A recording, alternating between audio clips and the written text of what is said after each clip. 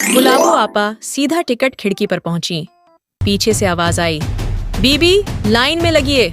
गुलाबो आपा अकड़ कर बोली, जहां हम खड़ी हों वहीं से लाइन शुरू होती है। धक्का मुक्की में पति धड़ाम से नीचे गिर गए। गुलाबो आपा चिल्लाई, हाय अल्लाह, मेरे सरताज जमीन पर गिर गए। तभी घोषणा हुई, सारे टिकट बिक चुके हैं। गुलाबो आपा पति को घूरते हुए बोली, अभी टिकट लाओ, नहीं तो तुम्हारा सॉफ्टवेयर अपडेट कर दूंगी। पति तुरंत दौड़े, ब्लैक में टिकट लिया और गुलाबो आपा विजयी अंदाज में ट्रेन की ओर बढ़ गईं।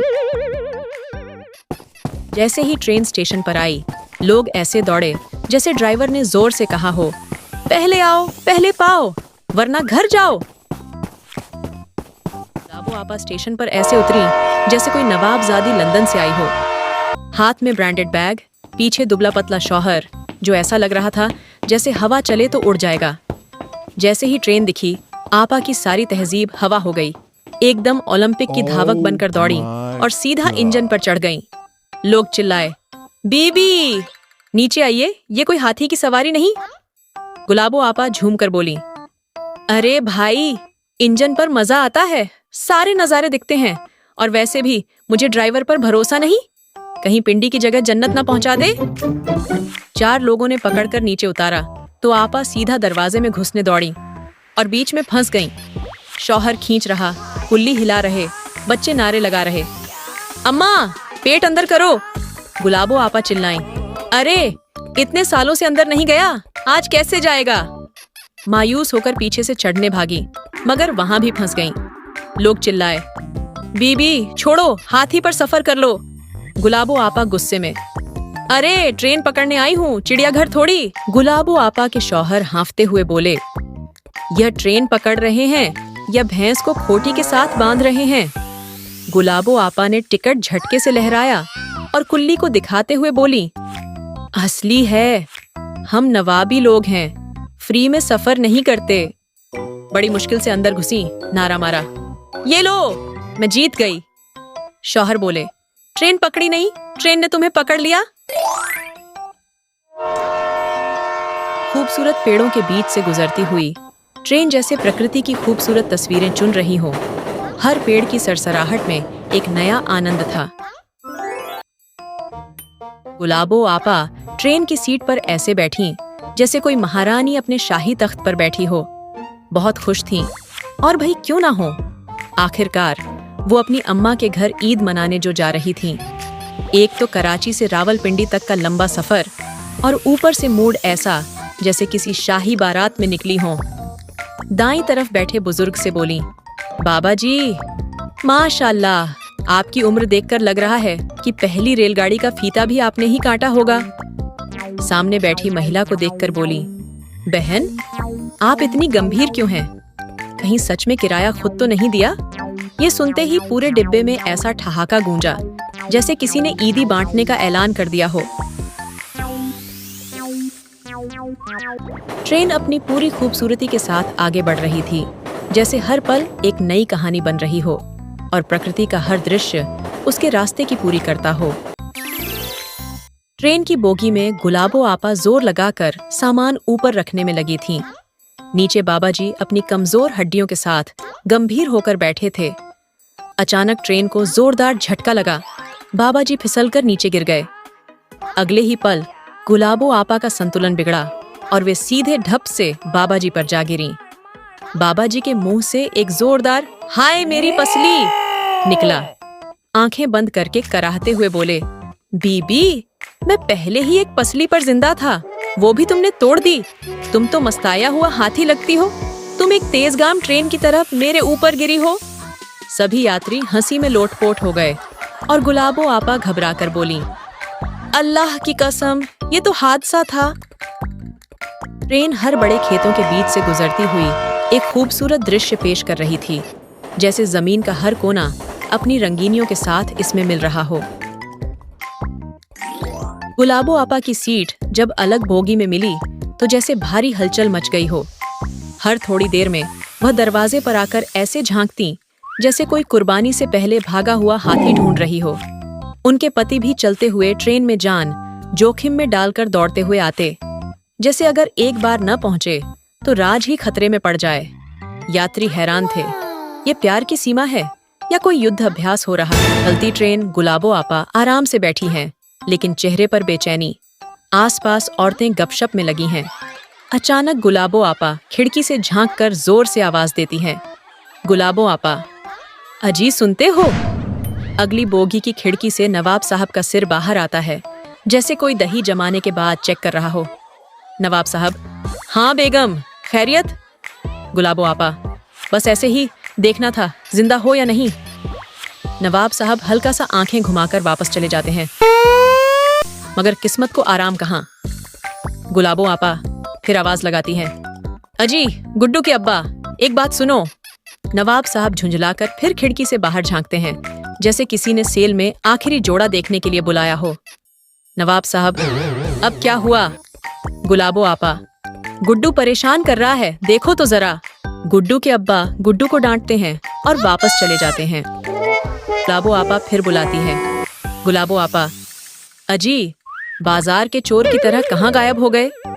नवाब साहब फिर खिड़की में नजर आते हैं, इस बार ऐसे जैसे कोई एटीएम मशीन से कार्ड खींच रहा हो। नवाब साहब, हाँ बेगम, अब क्या? गुलाबो आपा, बस देखने के लिए बुला रही थी, तुम्हारे बिना दिल कहाँ लगता है मेरा। नवाब साहब की आंखों में बेबसी माथा ठोकने ही वाले होते हैं कि अचानक ट्रेन एक जोर का झटका देती है और नवाब साहब धड़ाम से नीचे गिर जाते हैं। लोग चिल्लाते हैं। गुलाबो आपा तुरंत खिड़की से झांकती हैं। गुलाबो आपा, गुड्डू के अब्बा गिर गए क्या? नीचे से नवाब साहब धूल झाड़ते हुए तंज भरी मुस्कान के साथ जवाब देते हैं। नवाब साहब, नहीं बेगम, बस जमीन को करीब से देखने आया था। पूरी बोगी में जोरदार हंसी गूंज उठती है और नवाब साहब मन ही मन सोचते हैं कि शादीशुदा जिंदगी वाकई एक बेबस मुसाफिर का सफर है। गुलाबो आपा दबंग औरत थीं। ट्रेन में सफर के दौरान गुड्डू ने पैम्पर भर दिया। गुलाबो आपा ने जल्दी से पैम्पर बदला और जैसे ही बाहर फेंका, हवा के झोंके ने उसे वापस अंदर भेज दिया। गुलाबो आपा आंखें फाड़कर देखने लगीं, फिर झपट कर पैम्पर पकड़ने दौड़ी। पैम्पर कभी इधर कभी उधर पूरी बोगी में घूम रहा था। आखिरकार वो सीधा बाबा जी के चेहरे पर चिपक गया। बाबा जी चीखे, अरे बाप रे, ये कहाँ से बमबारी हो रही है? गुलाबो आपा झट से बोली, बाबा जी हमारा पैम्पर वापस करो, ये फैमिली विरासत है। बाबा जी गुस्से में लाल पीले हो गए, लेकिन इससे पहले कि कुछ बोलते, गुलाबो आपा ने जोर से चीख मारी और वो सीधे दरवाजे से बाहर गिर पड़े। पूरी बोगी में सन्नाटा छा गया।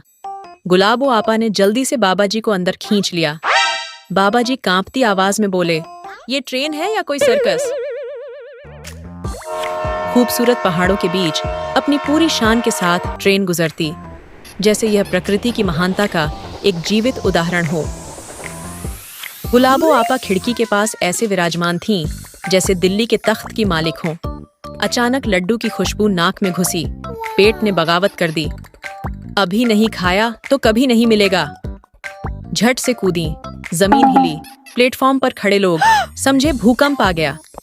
लड्डू वाले पर धावा बोला, अरे भाई समय कम है, भूख ज्यादा। पहला लड्डू होठों तक पहुंचा ही था कि ट्रेन भाग निकली। दिल हलक में आ गया, हाथ पैर फूल गए। गुलाबो आपा ने पूरी ताकत से दौड़ लगाई, कदम तेज मगर वजन भारी। ट्रेन आगे, आपा पीछे। प्लेटफॉर्म पर बैठे बाबा जी ने जब ये फिल्मी सीन देखा तो किसी हीरो की तरह कूदे और जोश में चेन खींच दी। ट्रेन झटके से रुक गई। हांफती कांपती ट्रेन में चढ़ी, पति की गुस्से भरी नजरों को नजरअंदाज किया, आखिरी लड्डू चबाया और नवाबी अंदाज में फरमाया, ट्रेन फिर आ सकती है मगर लड्डू किस्मत वालों को ही मिलते हैं।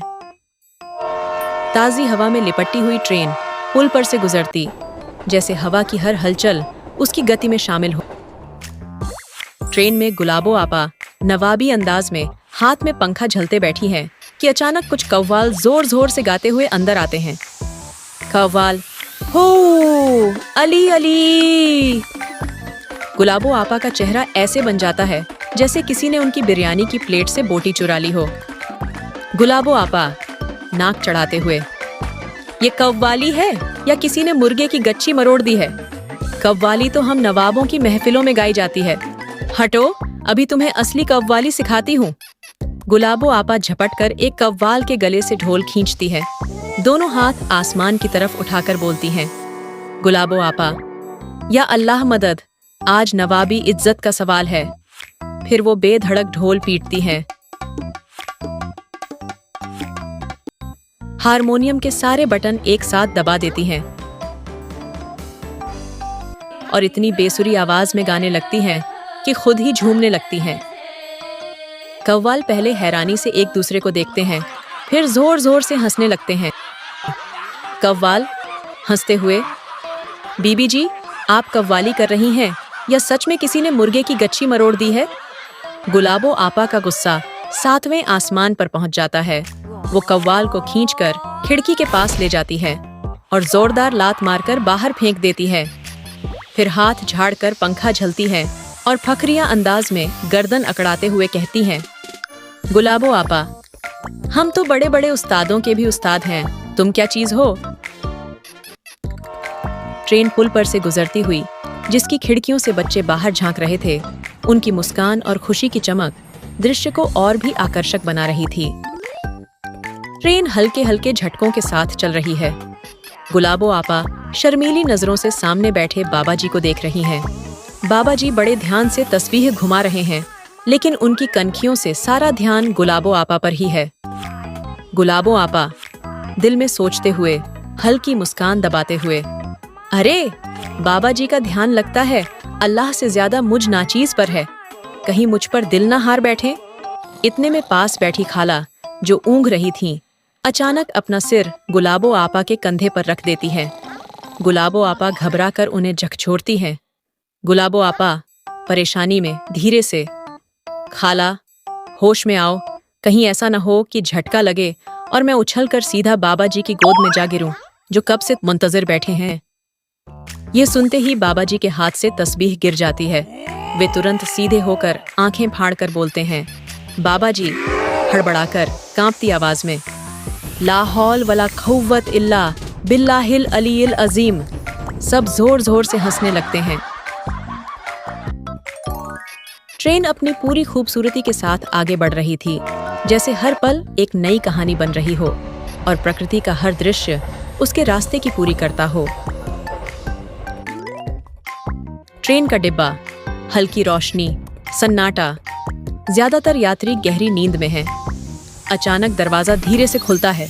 एक चोर दबे पांव अंदर आता है। गुलाबो आपा आंखें बंद किए बैठी हैं, लेकिन जैसे ही चोर अंदर आता है, उनका नवाबी खून खोल उठता है। लेकिन अंदर ही अंदर डर भी लग रहा है। दिल में सोचती हैं, गुलाबो आपा दिल में, ये कहां से आ गया, कहीं मेरे पीछे से ना आ जाए। पर संभल गुलाबो, तू कोई आम औरत नहीं, नवाबी शान का सवाल है। चोर आगे, आपा पीछे। चोर धीरे धीरे एक बैग की तरफ बढ़ता है, मगर झूम, गुलाबो आपा की भारी चादर हवा में लहराती है और सीधा चोर के सिर पर गिरती है। चोर घबराते हुए, अरे माँ, कौन सा भूत आ गया। चोर संभलने की कोशिश करता है, मगर गुलाबो आपा की फुर्ती देखने लायक होती है। एक छलांग में वह उस पर कूद पड़ती है।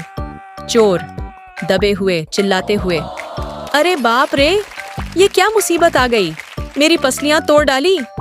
यात्री जाग जाते हैं, सब खुशी से तालियां बजाने लगते हैं। ट्रेन हर बड़े खेतों के बीच से गुजरती हुई एक खूबसूरत दृश्य पेश कर रही थी, जैसे जमीन का हर कोना अपनी रंगीनियों के साथ इसमें मिल रहा हो। गुलाबो आपा के बेटे लड्डू का बस एक ही काम था, जूस पीना और तुरंत बाहर निकालना, जैसे कोई गुप्त एजेंट किसी खास मिशन पर हो। ट्रेन में गुलाबो आपा के भारी कदमों की आवाज से लोग कांपने लगे। एक ने घबराकर पूछा, भाई, ये भूकंप आया है या ट्रेन में हाथी घुस आया? ट्रेन में कुछ यात्री जो आराम से सोने की कोशिश कर रहे थे, गुलाबो आपा के मिशन से परेशान हो गए। एक हंसकर बोला, बाजी, एक ही बार में काम खत्म कर लो। दूसरा बोला, लगता है बाजी को वॉशरूम से प्यार हो गया है। शरारती यात्री ने पैर आगे बढ़ाया। धड़ाम! गुलाबो आपा गिर गईं। ट्रेन हिल गई। वह मुश्किल से खुद को संभाल कर उठी, अपने कपड़े झाड़े और गुस्से में बोली, हम नवाब हैं, हमसे उलझना आसान नहीं। ये कहकर वह तेजी से मुड़ी और लंगड़ाते हुए अपनी सीट की तरफ चल दी। पीछे यात्री हंस रहे थे, लेकिन कोई भी अपनी हंसी रोक नहीं पाया। ट्रेन में टिकट चेक करने वाला आता है और सबके टिकट चेक करता है। टिकट चेक करने वाला गुलाबो आपा के पास जाता है और कहता है, बाजी, आपका टिकट? गुलाबो आपा नाक चढ़ाकर नवाबी अंदाज में बोलती हैं, भाई, हम नवाब लोग हैं, ऐसे ही सफर नहीं किया करते। हमने तो टिकट ब्लैक में लिया है। टिकट चेक करने वाला मुस्कुराकर कहता है, बाजी, लगता है आपने टिकट नहीं, पूरी ट्रेन ही ब्लैक में खरीद ली है। ये सुनकर सब जोर जोर से हंसने लगते हैं। ट्रेन अपनी पूरी रफ्तार के साथ आगे बढ़ रही थी। रोजा खोलने का इंतजार हो रहा था। कुछ लोग सेल्फी ले रहे थे, कुछ अपने दोस्तों के साथ बातें कर रहे थे। ट्रेन में एक खुशगवार माहौल था। ट्रेन की बोगी में रोजेदार मुसाफिर ऐसे थके हुए बैठे थे जैसे किसी राजा का तख्त छिन गया हो। कोई घड़ी को ऐसे घूर रहा था जैसे वही उसकी किस्मत का हाल बताएगी, तो कोई आंखें बंद किए ऐसे बैठा था जैसे सदियों से किसी चमत्कार का इंतजार कर रहा हो। गुलाबो आपा ने गला साफ करके ऐलान किया, भाइयों, लगता है मैं कूच करने वाली हूँ, मेरा कहा सुना माफ करना। इतने में कोई जोर से बोला, रोजा खुल गया। बोगी में जैसे जान आ गई। पानी की बोतलें खुली, खजूरें हाथों में आ गईं। एक साहब अदब से बोले, आपा, कूच से पहले टिफिन हमारा नाम कर दीजिए।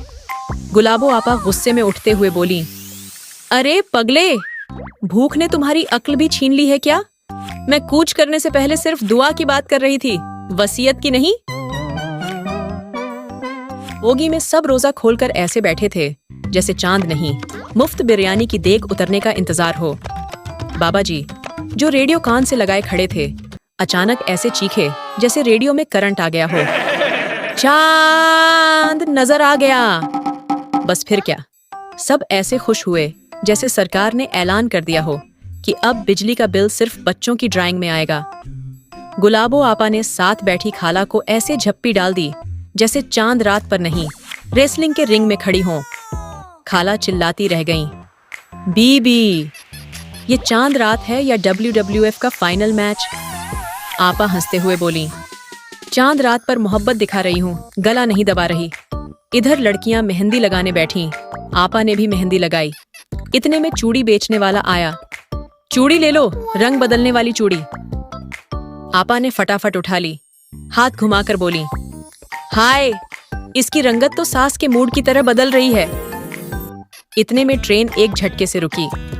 आखिरकार स्टेशन आया। सब नीचे उतरे, चांद को देखा, दुआ मांगी और आपा ने नवाबी अंदाज में बोली, अरे भाई, सबको ईद मुबारक।